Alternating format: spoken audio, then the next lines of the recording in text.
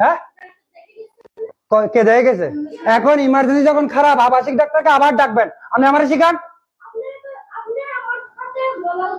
আপনি নামে কথা বলেন, আপনি কথা বলেন, আপনি জনগণের চাকরি করতেছেন। হ্যাঁ কি হয়েছে মানে? তার মানে এখানে আপনি যাত্রার সাথে কথা বলবেন, জানেন আপনার সাথে ভদ্র বলছি না?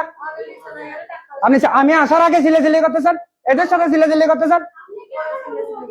আপনার অনুমতি লাগবে না, আমার অনুমতিটা আমার লাগবে না।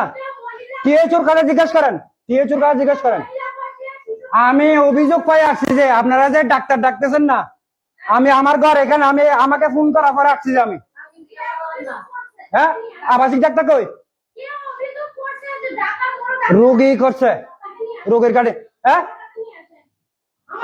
আনলে আত্মার রাখেন প্রমাণ, আপনার প্রমাণ তো আমরা আছি দেখলাম।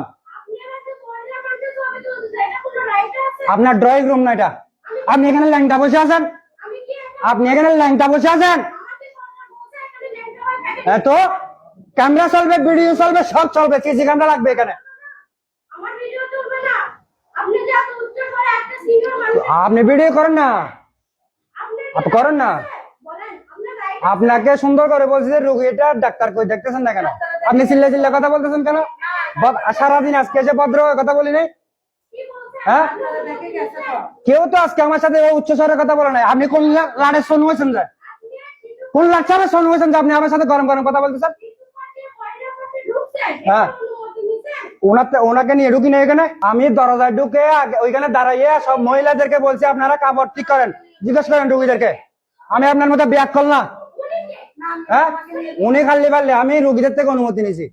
আপনি দরজা বন্ধ রাখতেন তাহলে। কে কোন রুগী? আপনি কার আন্ডার আছেন? হ্যাঁ তো তারপর আমি রুগীদের ডাক্তার দেখাচ্ছেন, ওখানে এটা দেখতেছেন না কেন জিজ্ঞেস করতে পাঠাইছি। হ্যাঁ তো এদের কথা শুনছেন, এর অবস্থা খারাপ। আচ্ছা আয় বলুন উচ্চস্বর কথা বলে